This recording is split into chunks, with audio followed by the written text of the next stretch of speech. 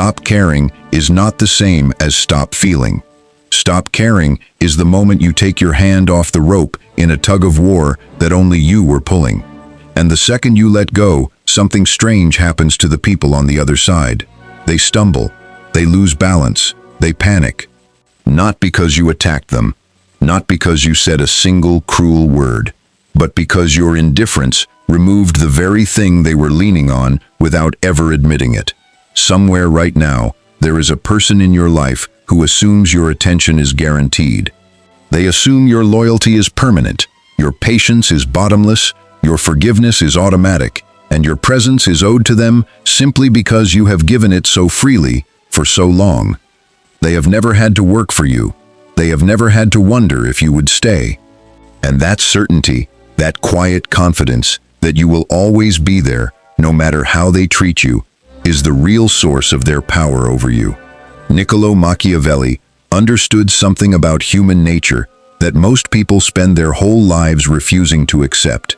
He understood that people do not respect what they can rely on unconditionally. They respect what they are afraid to lose. He understood that love without leverage becomes a leash, and loyalty without boundaries becomes an invitation to be used. In his writings on power, on politics, on human behavior stripped of sentiment and illusion, he laid out a truth that terrifies most people because it contradicts everything they were taught about being good, being kind, being endlessly available. The truth is this: the moment you stop caring how someone reacts to you, you take back the power they didn't even know they were borrowing from your fear of losing them. This video is not about becoming cold. It is not about becoming cruel or manipulative or emotionally dead inside. This is about understanding a mechanism of human psychology that has existed since the first tribes formed alliances and broke them, since the first courts whispered betrayal behind velvet curtains, since the first empires rose on the backs of men who understood exactly when to care and exactly when to stop. By the end of this video, you will understand why the people who seem to need you the least are the ones everyone chases the hardest.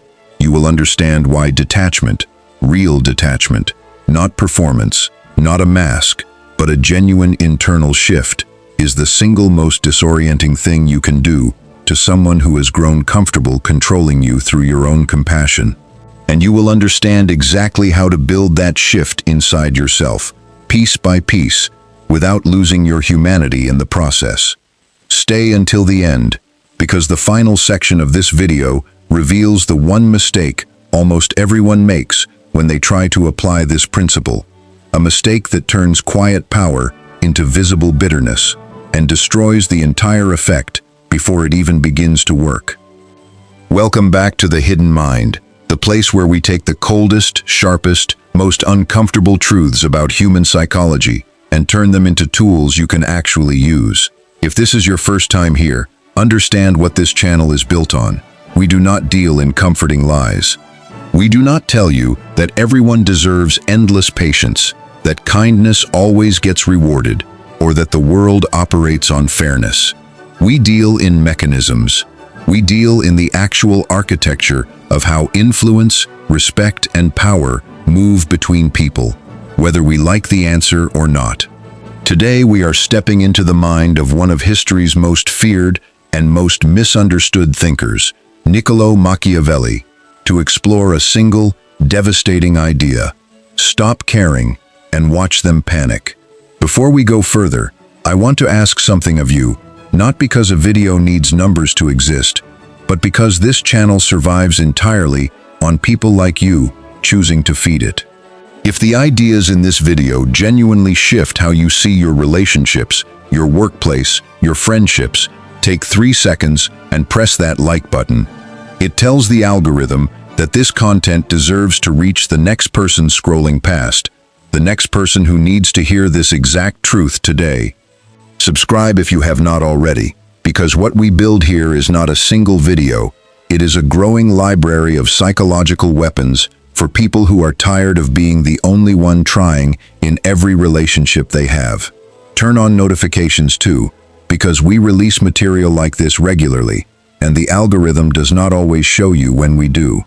Drop a comment below, not a generic comment, but a real one.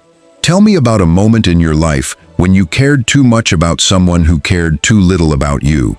Tell me what happened when you finally stopped. Those comments become the seed of future videos, and I read every single one. Share this with someone who needs to hear it.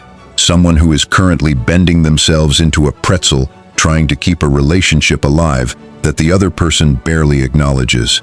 And if this channel has given you something real, something that changed the way you move through the world, consider leaving a super thanks. It is a small button beneath this video, and it directly fuels the research, the writing, and the time that goes into building something like this from scratch. Every single one matters more than you know. Now let's get into it. Let's start with a scene, one that plays out in 1,000 different forms across 1,000 different lives. A person gives everything. They show up early, they remember birthdays, they apologize first even when they are not wrong. They absorb insults with a tired smile. They keep chasing a friendship, a partnership, a business relationship, a family bond, long after it has stopped giving anything back.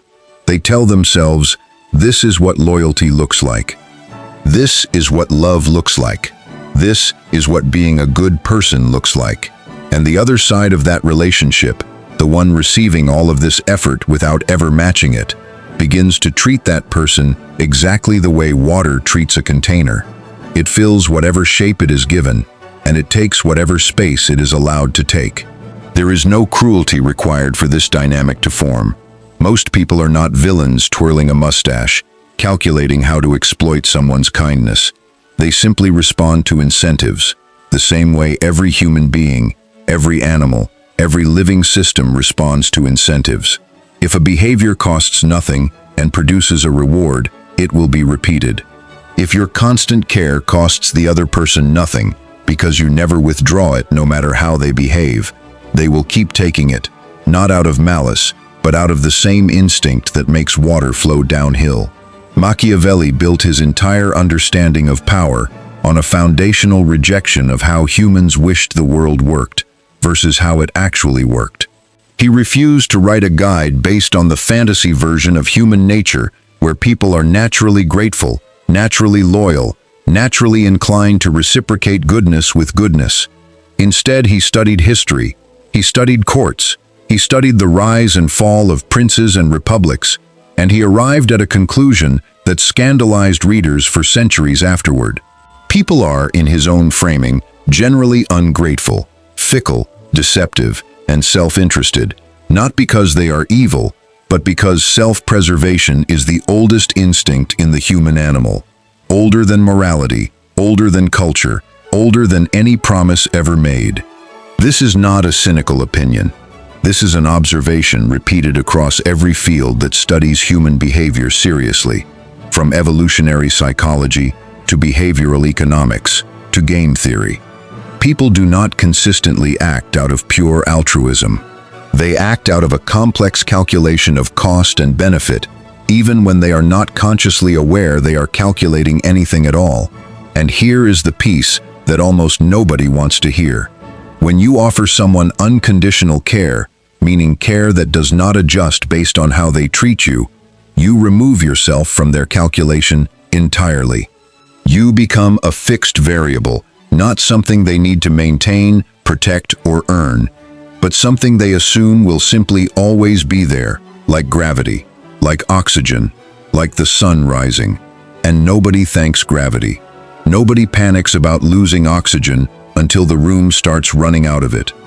This brings us to the central mechanism of this entire video, the psychological phenomenon that explains why withdrawing your emotional investment creates such a dramatic reaction in people who previously seemed indifferent to your presence. Human beings are wired to notice loss far more intensely than they notice gain. This is called loss aversion, and it has been demonstrated in study after study across behavioral economics. The pain of losing something is psychologically almost twice as powerful as the pleasure of gaining something of equal value. This single fact explains an enormous amount of human behavior that otherwise seems irrational. It explains why people stay in jobs they hate, rather than risk the uncertainty of leaving. It explains why investors hold on to losing stocks far longer than they should, refusing to sell at a loss even when logic says to cut their losses. And it explains, with brutal clarity, why a person who ignored your presence for months can suddenly become obsessed with regaining it the moment you genuinely stop offering it. As long as your care was present, consistent, and predictable, it registered in their mind as a baseline, a given, something they did not have to think about because it was never at risk. But the instant that care disappears, the instant you stop initiating conversations, stop chasing explanations, stop absorbing disrespect with a smile, stop reaching out first every single time, their brain does not process this as a return to neutral. It processes this as a loss, a real, measurable, uncomfortable loss, even if they never valued what they were losing while they still had it. This is why the person who never texted first suddenly starts double texting. This is why the friend who never checked in suddenly wants to know why you have been distant. This is why the business partner who ignored your ideas suddenly wants your opinion the moment you stop offering it freely. It is not that they suddenly discovered how much they value you. It is that their nervous system detected the disappearance of something it had quietly, unconsciously come to depend on. And that detection triggers something close to panic. Machiavelli understood this dynamic centuries before behavioral economists gave it a name and ran controlled experiments to prove it.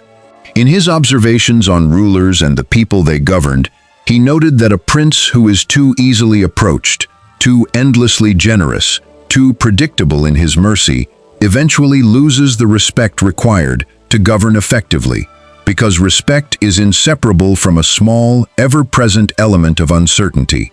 If people know exactly what they can get away with, they will always get away with the maximum. If people are uncertain of the consequences, they behave with far more caution and far more genuine consideration. Certainty breeds complacency. Complacency breeds disrespect. And disrespect, left unchecked, breeds exploitation. Now let's talk about panic itself, because that word is doing a lot of work in the title of this video, and it deserves a real explanation rather than just a dramatic hook. What does it actually look like when someone panics after you stop caring? And why does it happen in such a specific, almost predictable pattern? The first stage is usually disbelief mixed with irritation. They notice the change, but they do not yet believe it is real. They assume it is a mood, a phase, a temporary lapse that will correct itself the moment they express mild displeasure. This is often where you will hear phrases like, "What's wrong with you lately?" or "You've been acting different," delivered not with concern for your well-being, but with a subtle demand that you return to your previous role. The second stage, once the irritation fails to restore the old dynamic, is often testing. This is where they begin probing to see if the change is permanent or if enough pressure will collapse it. They might increase small kindnesses, become slightly more attentive, throw out a compliment or two, essentially running small experiments to see what dosage of effort is required to get the old version of you back online. This stage is fascinating to observe from a psychological standpoint because it reveals, often for the first time, exactly how much the other person is capable of when they actually try. People who claimed they were simply busy, simply forgetful, simply not good at communication, suddenly find the exact right words, suddenly remember to check in, suddenly become capable of exactly the kind of effort you had been begging for all along. The capability was never missing. The incentive was. The third stage, if the testing does not work, is often anger disguised as accusation. This is where you may hear things like, "You've changed," or "You think you're better than everyone now," or "I guess I don't matter to you anymore." Notice the psychological trick embedded in these statements. They are framed as observations about you, but they are actually confessions about the accuser. When someone accuses you of no longer caring, what they are really revealing is that your care was the thing propping up the entire relationship from their side. and its removal has left them standing on nothing. The fourth and final stage, for those relationships that survive long enough to reach it, is often a genuine, uncomfortable, humbling reflection. Some people, faced with the real possibility of losing something they took for granted, actually change. They begin reciprocating, initiating, valuing you with actions instead of assumptions. This is the version of panic that produces growth rather than resentment. And it only happens when the person has enough self-awareness and enough respect for you underneath all their previous negligence to recognize what they stand to lose. Machiavelli would tell you plainly that you cannot control which of these four stages a person lands in. You can only control your own consistency, your own willingness to hold the boundary regardless of which stage they are performing. Some people will never reach stage 4. Some will stay furious in stage 3 forever, choosing to lose you rather than admit they took you for granted. That is not a failure of your strategy. That is information about who they actually are. Information you could not have gathered any other way, because as long as you kept caring unconditionally, they never had to reveal it.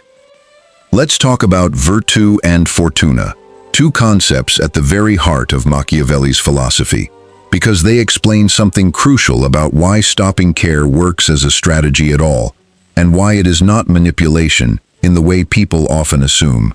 Fortuna, in Machiavelli's framework, represents the unpredictable forces of life, luck, circumstance, timing, the things that happen to you regardless of your choices. Virtù, on the other hand, represents your own skill, discipline, adaptability, and strength of character, the things you actually control and can cultivate.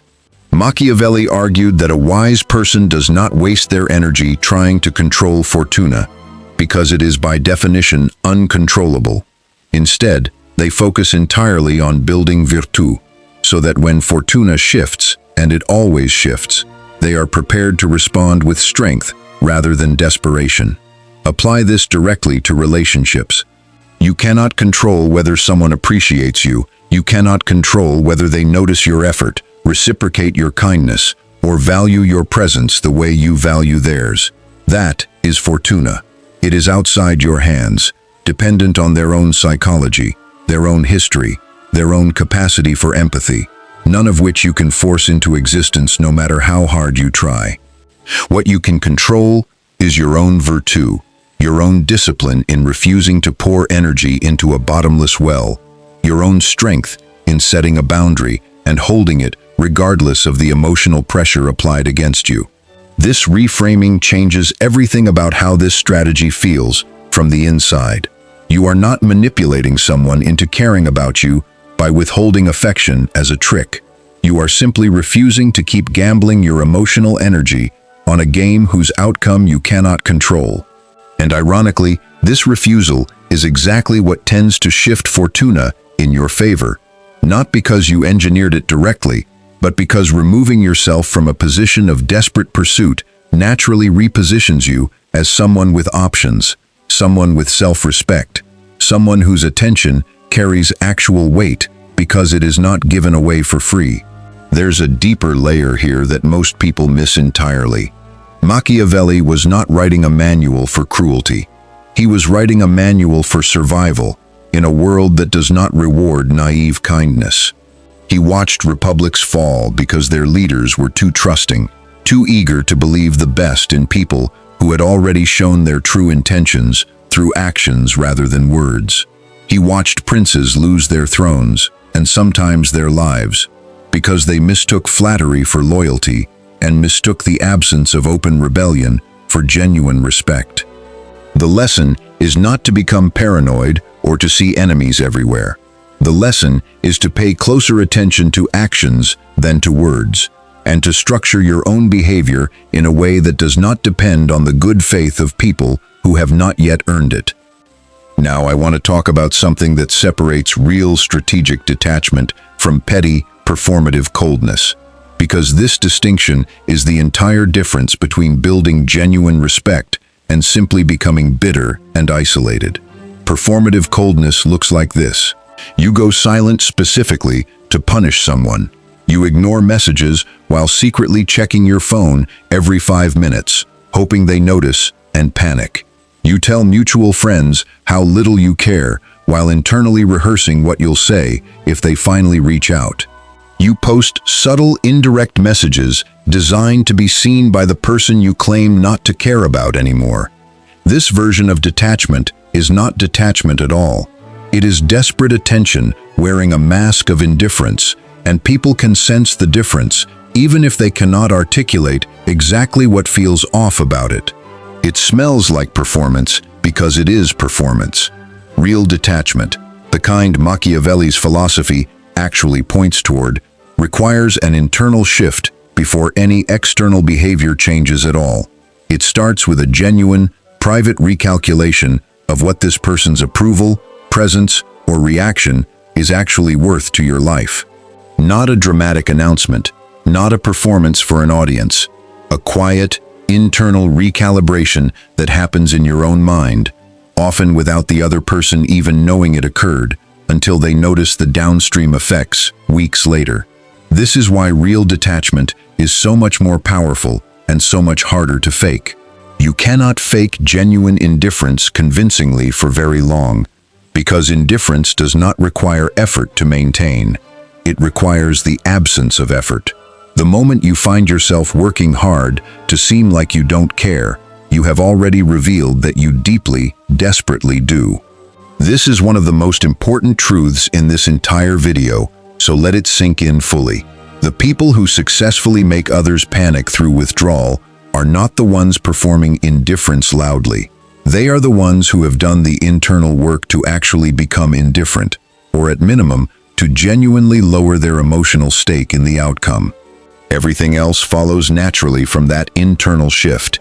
You stop initiating not because you are trying to send a message, but because you genuinely no longer feel the pull to initiate. You stop absorbing disrespect, not because you are executing a strategy, but because your internal threshold for what you will tolerate has genuinely changed. The outward behavior is simply the visible symptom of an invisible, internal transformation, and that transformation is the actual work this video is trying to teach you. Let's talk about how to actually build this internal shift, because understanding the theory means nothing if you cannot translate it into your own daily life. This is not a switch you flip, it is a process, and like any real psychological change, it requires deliberate practice rather than a single moment of decision. The first step is what I call radical honesty with yourself about the actual state of the relationship. Whatever kind of relationship it is, romantic, familial, platonic, professional. Most people who overinvest emotionally are not doing so because they are blind to how they are being treated. They are doing so because they have built an elaborate internal narrative that explains away the imbalance. He's just bad with communication. She had a hard childhood, so I understand why she pulls away. My boss is just stressed. That's why he never acknowledges my work. These explanations may even be true. But truth about someone's reasons does not obligate you to keep absorbing the cost of their behavior indefinitely. The first step is separating understanding someone's reasons from excusing yourself from having boundaries because of those reasons. You can understand why a person behaves a certain way and still decide that you are no longer willing to bear the consequences of that behavior. The second step is what I call the audit of effort. A brutally honest accounting of who initiates, who apologizes first, who remembers details, who shows up during difficulty, and who disappears the moment things require anything of them. Do this literally if you need to. Write it down. Look at the last 20 interactions in this relationship and honestly assess who carried the emotional weight of maintaining it. Most people, when they do this exercise honestly for the first time, are shocked by the pattern that emerges once it is laid out in black and white, rather than buried in the fog of daily emotional reaction. The third step is the practice of the pause, and this is where the actual behavioral change begins. Before you send that message, before you apologize for something that was not your fault, before you reach out for the third time after being ignored twice, pause, not forever. Just long enough to ask yourself a single question. Am I doing this because I genuinely want to, or because I am afraid of what happens if I don't?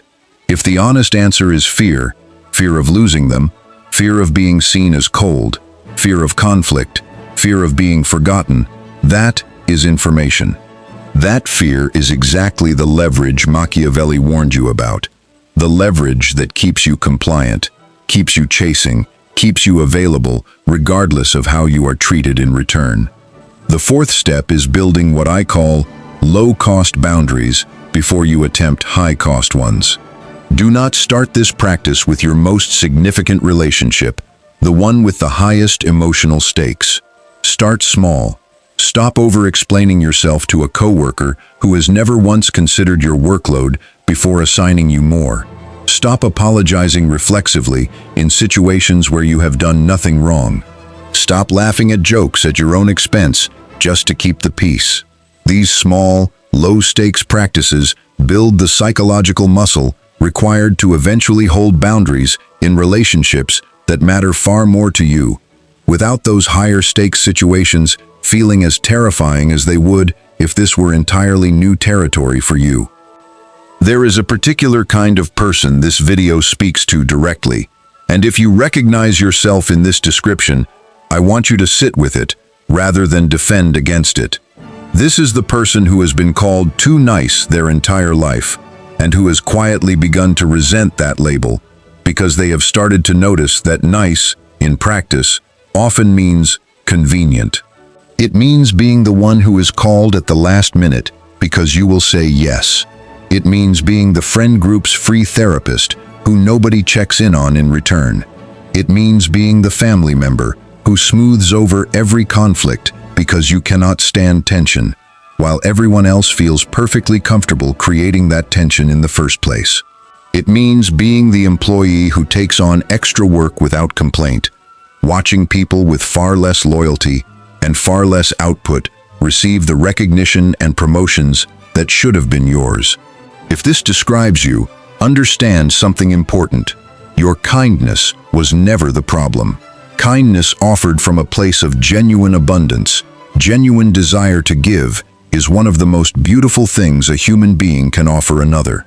The problem is kindness offered from fear, kindness that has never once been tested with a boundary, kindness that people have learned they can take without consequence because you have never once shown them what happens when they take too much.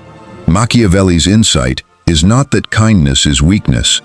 His insight is that unlimited, unconditional, untested kindness inevitably gets exploited, not by every single person you encounter, but by enough of them that the pattern becomes the defining shape of your relationships if you never change it.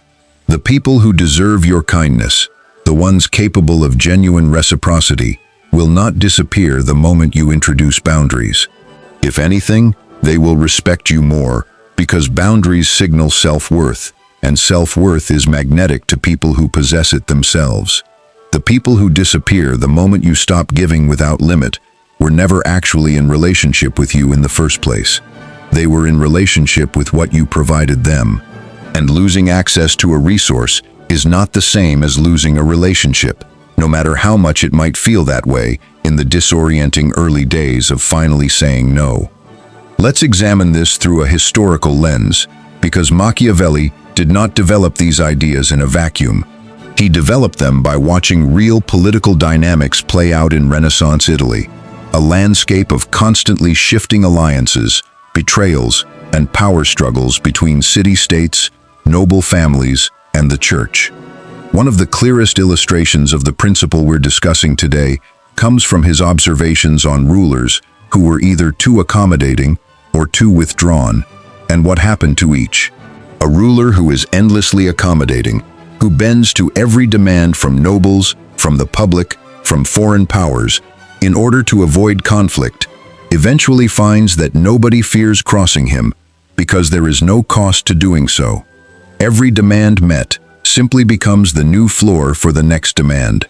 This is not stability. This is a slow-motion collapse of authority, because authority requires the credible possibility of consequence. And a ruler who never enforces consequence has, in practical terms, no authority at all, regardless of his official title.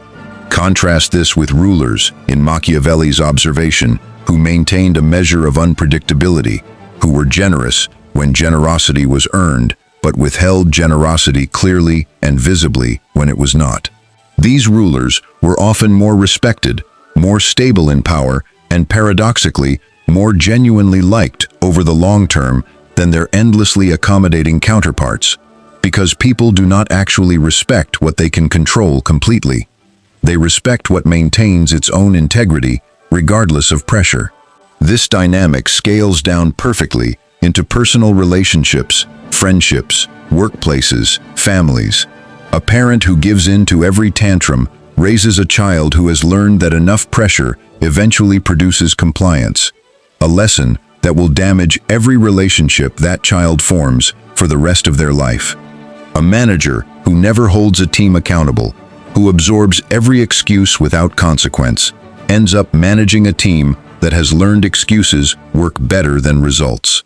A partner who forgives every broken promise without ever changing their own behavior in response teaches their partner, explicitly through demonstrated action rather than words, that promises in this relationship do not actually need to be kept. In every single one of these examples, the issue is not that the person cared too much in some abstract emotional sense. The issue is that their care was never connected to any actual feedback mechanism. It never adjusted based on behavior. It remained constant regardless of input, and anything that remains constant regardless of input stops functioning as information and starts functioning as background noise, easily ignored, easily taken for granted. I want to address something directly, because if you have made it this far into the video, you might be feeling a specific kind of resistance rising up, a voice that says, "But this feels manipulative. This feels like I'm playing games with people I actually love." This is a fair and important concern, and it deserves a real answer rather than dismissal. There is a critical distinction between manipulation and boundary setting, and understanding this distinction is essential to applying everything in this video without becoming the exact kind of exploitative person Machiavelli's critics accuse him of endorsing. Manipulation involves deception. It involves creating a false impression specifically to control another person's behavior against their genuine interests, for your benefit at their expense. Withdrawing false care you never actually felt, exaggerating anger you don't really feel, or pretending indifference while secretly plotting how to make someone jealous. These are manipulative tactics because they are built on dishonesty, designed to control outcomes through deceit. Boundary setting is fundamentally different. It involves honest communication, whether through words or through consistent action, about what you will and will not continue to accept, followed by consistent follow-through on that communication. When you stop reaching out to someone who never reaches out to you, you are not deceiving them. You are simply no longer performing an imbalance that was never sustainable in the first place. When you stop absorbing disrespect with a smile, you are not manipulating anyone. You are removing your consent from a dynamic that required your continued participation to function. The panic that follows, the discomfort, the accusations, the sudden increased effort from the other side, these are not things you engineered through trickery. They are natural consequences of removing an artificial subsidy you had been providing, often at real cost to your own well-being, for far longer than was healthy or sustainable. Machiavelli's philosophy, properly understood, is not a permission slip for cruelty or dishonesty. It is a rejection of naive idealism about human motivation, paired with a clear-eyed strategy for protecting yourself within a world that does not automatically reward goodness with goodness in return. There is a version of this content, and you will find it easily if you search around, that twists these ideas into justification for genuine cruelty, cold manipulation of people who have done nothing to deserve it, treating every relationship as a chessboard to be won, rather than a genuine human connection to be nurtured with appropriate discernment. That is not what this channel teaches, and it is not what a careful reading of Machiavelli's actual work supports either. The goal is discernment, not domination. The goal is protecting your own energy and dignity, not extracting value from people through deception. Let's talk about the practical application of this in specific, common scenarios, because abstract philosophy only becomes useful once you can see exactly how it applies to the actual textures of daily life. Consider the scenario of a romantic relationship where you have become the primary emotional laborer, the one who plans dates, who initiates difficult conversations, who remembers anniversaries, who apologizes to keep the peace even when the conflict was not your fault. Applying this principle here does not mean coldly withdrawing all affection as a manipulative test.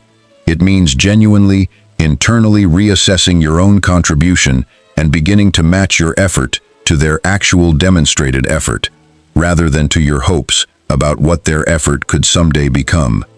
It means noticing, honestly, without excuse-making, whether they plan anything without prompting, whether they apologize without being cornered into it, whether they show curiosity about your inner life unprompted. And it means allowing your own natural effort level to reflect what you are actually receiving, rather than artificially inflating your investment to compensate for their absence, hoping that eventually your extra effort will inspire matching effort from them. In the vast majority of cases, it will not. People rise or fall to the level of effort that is required of them, not inspired in them by someone else's overcompensation. Consider the scenario of a friendship where you are always the one reaching out, always the one remembering birthdays, always the one available at midnight when they need someone to talk to, but strangely unavailable when the roles reverse. Applying this principle means simply, quietly, stopping the disproportionate initiation. Not with a dramatic announcement, not with a passive-aggressive comment, just a genuine internal shift where you stop being the only engine driving the friendship forward. If the friendship survives, if they notice the change and begin reaching out themselves, wonderful. You have gained genuine information that this friendship has more mutual foundation than you realized. If the friendship fades because it was entirely dependent on your one-sided effort, that is also genuine information, information that spares you years of continued imbalance you might otherwise have never discovered. Consider the workplace scenario, perhaps the most practically important application for many people watching this video. You have been the reliable one, the one who says yes to extra projects, who covers for coworkers, who never complains, even when your workload has quietly doubled, while your compensation has remained flat. Applying this principle in a professional context means beginning to treat your time and energy as the finite, valuable resources they actually are, rather than as an infinite well that management can draw from without consequence, simply because you have never shown them the bottom of that well. This might look like calmly declining additional responsibilities that fall outside your role without offering an elaborate apology or justification. It might look like directly, professionally, requesting the recognition or compensation that matches your actual output, rather than hoping someone eventually notices on their own.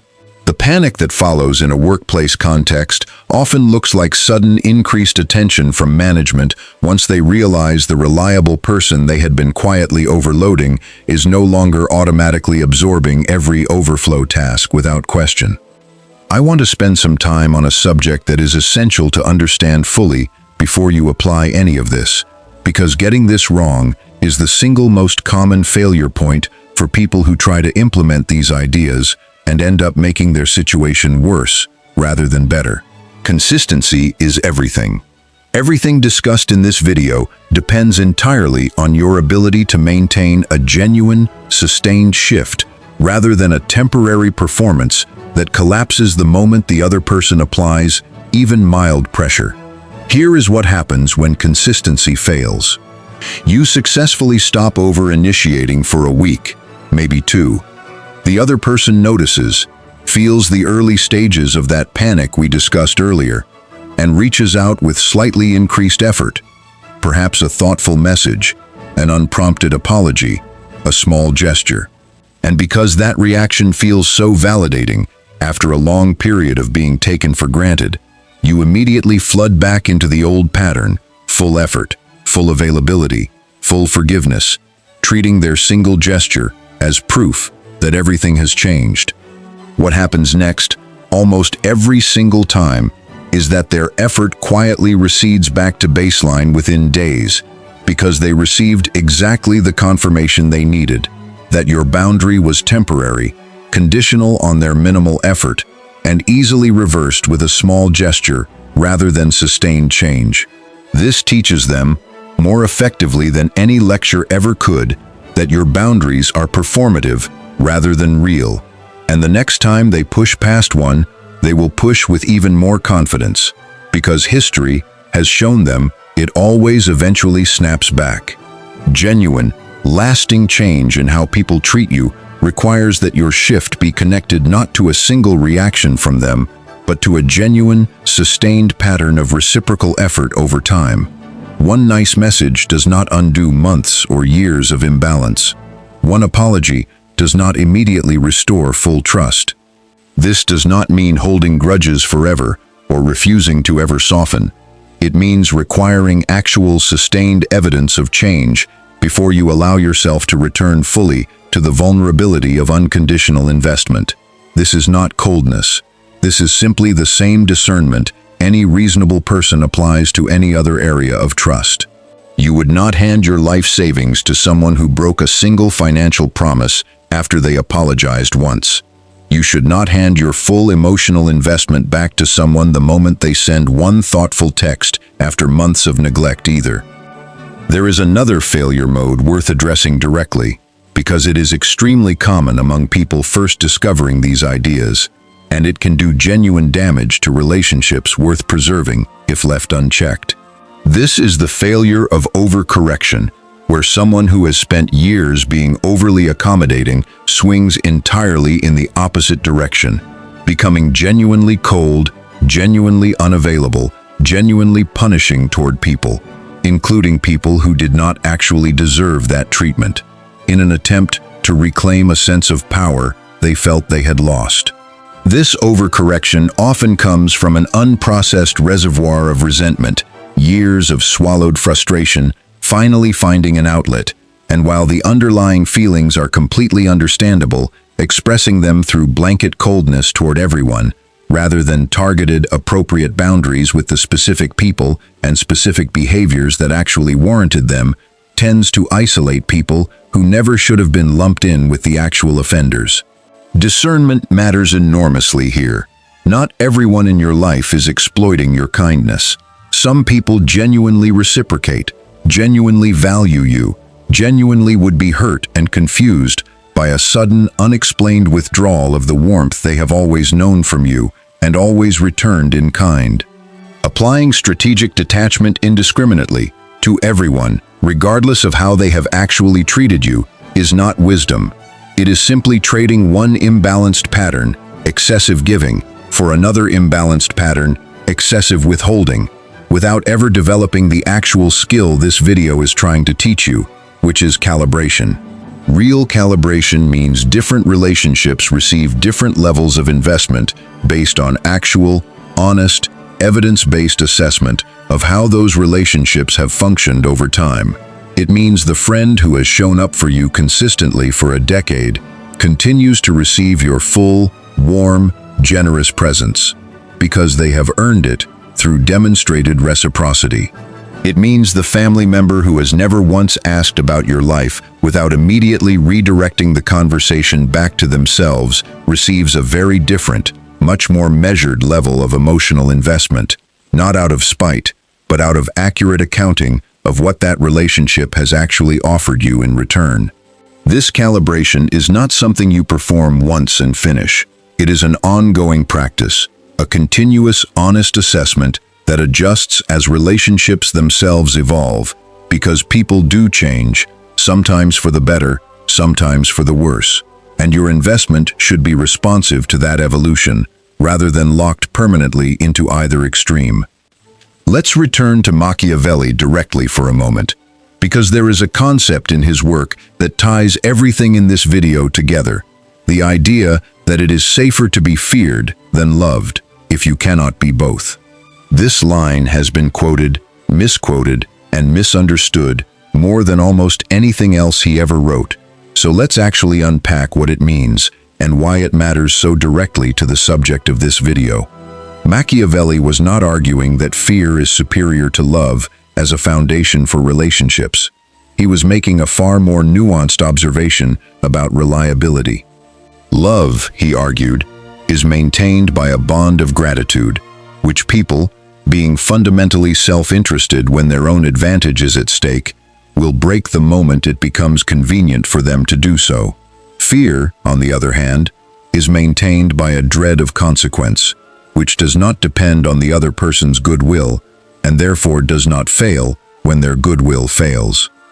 Translated into the language of personal relationships and stripped of its harsher political framing, this becomes something like this. Relationships that depend entirely on the other person's spontaneous, unearned generosity toward you are fragile, because that generosity can evaporate the moment their own convenience shifts. Relationships that include a real, felt understanding that mistreatment carries actual consequences, that you will not simply absorb disrespect indefinitely, tend to be far more stable over time, because they do not depend on the other person's mood, their memory, or their willingness to think of you unprompted. This is not an argument for making people afraid of you in some dramatic, intimidating sense. It is an argument for making sure that your kindness is never mistaken for an absence of limits. The safest relationships, the most stable friendships, the healthiest partnerships are built on a foundation where love and a small, healthy, respected degree of consequence coexist, where the other person knows, not through threat, but through demonstrated pattern, that your care is real but not infinite, that your patience is genuine but not bottomless, and that your presence, while freely given, is not something they can take for granted indefinitely without eventually feeling its absence. I want to talk now about what actually happens on your side of this equation, internally, once you genuinely begin practicing detachment as a real, sustained shift rather than a temporary tactic. This part rarely gets discussed, but it is arguably the most important transformation this entire process produces, more important even than how other people react to you. In the earliest stage, you will likely feel guilt. This is almost universal among people first practicing boundaries after a lifetime of unconditional giving, because you have spent years internalizing the belief that your worth is tied directly to how much you give, how available you are, how much discomfort you are willing to absorb on behalf of other people's convenience. Stepping back from that pattern will feel, at first, like you are doing something wrong, even when you are objectively doing something healthy. This guilt is not a signal that you have made a mistake. It is simply evidence of how deeply the old pattern was wired into your sense of identity. And like any deeply wired pattern, it takes time and repetition to loosen its grip. In the second stage, once the initial guilt begins to soften, most people experience something closer to grief. This might surprise you, but it makes complete sense once you understand it. You are not just changing a behavior. You are letting go of a fantasy version of certain relationships. The version where, if you just gave enough, tried hard enough, stayed patient enough, the other person would eventually reciprocate in the way you had always hoped. Detachment often requires accepting the more painful, more honest reality that some people were never going to reciprocate, regardless of how much time or effort you invested. And that acceptance carries genuine grief with it. The grief of releasing a hope you had been quietly carrying for a long time. Allow yourself this grief. It is not weakness. It is the honest emotional cost of seeing a situation clearly for the first time, rather than through the comforting fog of hopeful denial. In the third stage, something remarkable begins to happen. The energy that used to flow entirely outward, into managing other people's reactions, anticipating their needs, absorbing their disappointment, begins to redirect inward. People who practice this consistently over months often describe a strange, almost disorienting sense of spaciousness, an abundance of mental and emotional energy they did not realize had been entirely consumed by the constant labor of overextending themselves.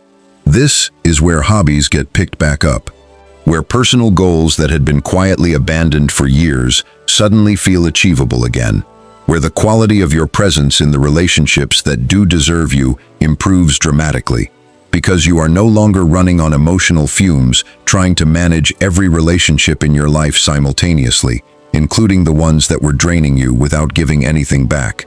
In the fourth and final stage, what emerges is something close to what Machiavelli called virtù in its fullest sense, not just discipline, but a settled, internal strength that does not depend on external validation to feel stable. This is the version of you that can walk into any room, any relationship, any negotiation, without the desperate undertone of needing approval, because you have proven to yourself, through direct lived experience, that you can survive the loss of relationships that were never actually serving you, and that survival, that proof, is more valuable than any single relationship you might have been afraid to lose in the first place. Before we move toward the close of this video, I want to address the question that inevitably comes up whenever this topic is discussed. The question of whether this approach actually works, or whether it is simply a comforting story people tell themselves to feel powerful while quietly pushing everyone away. The honest answer is nuanced, and I owe you the nuance rather than a simplified promise. This approach does not guarantee that every relationship improves. Some relationships, once the artificial subsidy of your unconditional effort is removed, simply end, because they were never built on anything else. This is not a failure of the strategy. This is the strategy revealing something true that had been hidden by your own overcompensation. Losing a relationship that could only survive on your one-sided effort is not actually a loss of something valuable, even though it will feel like loss in the moment, because loss aversion applies to your own psychology too, not just to the people you are setting boundaries with. What this approach does reliably produce is clarity. It reliably separates relationships with genuine mutual foundation from relationships that were sustained entirely by your unilateral effort. It reliably restores a sense of internal power that comes not from controlling other people's reactions, which you were never actually able to control in the first place, but from no longer needing their reaction to validate your own worth. And in a genuinely significant number of cases, particularly in relationships where the other person did have real affection for you, but had simply never been required to demonstrate it through effort, this approach does produce exactly the panic and subsequent change described throughout this video, not because you tricked them into it, but because you finally gave their own nervous system accurate information about what your presence actually cost them to lose. As we bring this video toward its close, I want to leave you with the single most important reframe of everything we have discussed today. Stopping care is not an act of coldness. It is an act of self-respect, finally catching up to a pattern that should have changed years ago. Watching someone panic is not the goal in itself, and if you walk away from this video treating panic as the prize, you have misunderstood the entire lesson. The goal is not their panic. The goal is your freedom. Freedom from the exhausting labor of managing relationships entirely by yourself. Freedom from the quiet resentment that builds when your effort is never matched. Freedom from the fear that has been quietly running your behavior for years, disguised as kindness, disguised as patience, disguised as being the bigger person. Their panic, when it happens, is simply evidence, undeniable, impossible to fake evidence, that your presence was always more valuable than they were willing to admit while it was freely available. What they do with that evidence, whether they finally step up and reciprocate the effort you deserved all along, or whether they walk away because they were never actually capable of the reciprocity this relationship required, is genuinely not yours to control. It never was. What is yours to control, the only thing that was ever truly yours to control, is whether you continue subsidizing an imbalance indefinitely, or whether you finally, quietly, without cruelty, and without apology, stop. That brings us to the end of today's exploration into one of the most powerful and most misunderstood principles in Machiavelli's entire body of work. If this video gave you language for something you have been feeling but could not quite articulate, that is exactly what this channel exists to do. Before you go, I need to ask you again, genuinely, to support what we are building here. If this resonated with you, hit that like button right now, before you forget, before you scroll to the next video. It takes 1 second, and it directly determines whether this video reaches the next person who desperately needs to hear it. Subscribe to The Hidden Mind if you have not already, because this is not a one-time video. This is an ongoing exploration into the darker, more honest corners of human psychology. The kind of content you will not find sanitized or softened anywhere else. Turn on notifications so you do not miss the next one. Drop a comment below and tell me honestly, is there someone in your life you need to stop chasing? Is there a relationship you have been subsidizing entirely alone? I read every comment, and your story might become the foundation of a future video that helps someone else recognize their own situation. Share this video with the person in your life who needs to hear it most. The friend who is always the one reaching out. The family member who has been quietly absorbing disrespect for years. The version of yourself from a few years ago who needed exactly this reminder. And if the Hidden Mind has given you real value, real clarity, real tools you can actually use in your life, consider leaving a super thanks. This channel runs entirely on people who believe this kind of content deserves to keep existing, and every single contribution, no matter the size, directly fuels the next video, the next idea, the next uncomfortable truth we bring into the light. Thank you for spending this time with me today. Stop caring where it costs you everything and gives you nothing back. Watch what happens next, and I will see you in the next one.